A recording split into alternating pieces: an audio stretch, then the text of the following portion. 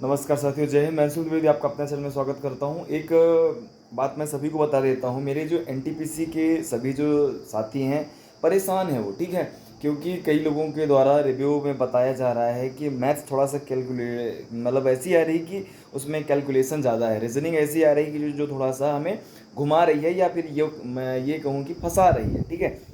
तो मैं एक बात आपको बता दे रहा हूँ कि जीके के लिए बता रहा हूँ मैं, ध्यान से आप सुनिए, बस बातों को ध्यान से सुनिए। और यदि आपके पास अभी भी समय है, यदि आपका एग्ज़ाम आने वाले समय में है अभी, तो आप यदि ऐसी प्रैक्टिस यदि आप कर लेते हैं तो जाहिर सी बात है कि आपके स्कोर में 10 से 12 नंबर का आपको फ़ायदा मिलने वाला है, ठीक है। और वो कौन सा एक तरीका है आपको बता दूं मैं, क्योंकि कई लोगों से देखो बात करने में, और मुझे जहाँ तक मेरे कई साथियों से बात करने में मुझे इन चीज़ों का पता चला कि मैंने खुद आरपीएफ एसआई का मैंने एग्ज़ाम दिया है, और अच्छे नंबर थे मेरे, 105 नंबर थे 120 में, और 100 से उसका कट ऑफ बना तो 88-89 नंबर है मेरे, ठीक है। तो मैं एक बात आपको बता दे रहा हूँ कि ऐसा यदि कई लोगों के द्वारा बोला जा रहा है कि आरपीएफ एसआई के जैसा थोड़ा सा कैलकुलेशन बेस्ड क्वेश्चन आ रहा है, क्योंकि उसमें भी सेम पैटर्न था और सेम ऐसा ही था।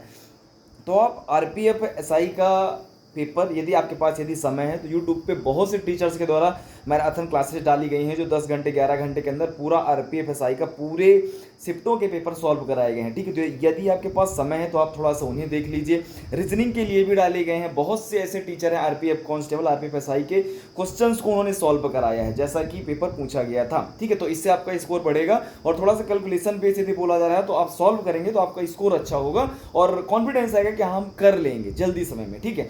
और रही बात जीके के लिए, तो जीके के लिए एक बात मैंने जहां तक अपना एनालिसिस किया और मैं मॉक देता हूं, तो मेरे नंबर जो अच्छे आने का रीज़न है, या फिर कई साथियों द्वारा बात करने पे भी मुझे जहां तक समझ में आया, तो बात यह है कि पिछले बार जो एनटीपीसी का एग्जाम हुआ था, 133 शिफ्टों में जो पेपर हुआ था, लगभग जीके के 4200 क्वेश्चन है, लगभग जीके के 4200 क्वेश्चन है। वो क्वेश्चन आपको यूट्यूब में जो है तो मैराथन क्लासेस के माध्यम से या कैसे भी यदि आपको मिल जाते हैं, और आगे आने वाले समय में आपका एग्जाम है, क्योंकि यदि आज कल है तो इतना जल्दी तो आप कवर नहीं कर पाएंगे, लेकिन अगर फिलहाल आपके पास 3 से 4 दिन का समय है, यदि आप उन्हें यदि कर लेते हैं ना, तो आपकी स्कोर में यार मतलब बड़ अंक जरूर आपको बढ़े हुए मिलेंगे, और आपको लगेगा कि हाँ यार हमसे हमारा पेपर अच्छा हुआ है, और हम मतलब मेरिट में जो है तो क्वालिफाई करने के चांसेस आपके ज़्यादा बनेंगे, ठीक है।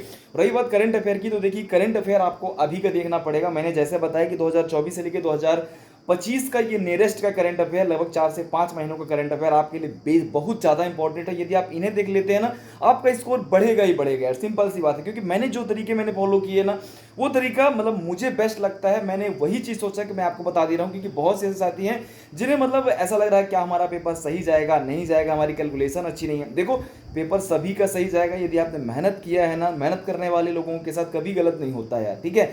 जरूरी नहीं कि पेपर का एनालिसिस देने वाला व्यक्ति कैसा, उसकी सोच कैसी थी, उसका कौन सा सब्जेक्ट अच्छा था, ये डिपेंड नहीं करता। डिपेंड आप पे करता है आपने कितनी अच्छी प्रैक्टिस की है, और सारी चीज़ें मॉक में आपने कितना क्वेश्चन को टैकल आप कैसे करते थे, वो आपके ऊपर डिपेंड करता है। तो बिल्कुल परेशान नहीं होना है, और मोटिवेशन के साथ एग्जाम सेंटर पे जाइए, ठीक है। निश्चित रूप से आपका सिलेक्शन हो गया, ठीक है। तो इन चीज़ों को थोड़ा सा फॉलो कीजिए, करंट अफेयर को देख लीजिए, पेपर अच्छा जाएगा। जिनका आगे आने वाले शिफ्टों पेपर है उन्हें मेरी तरफ से ऑल द बेस्ट।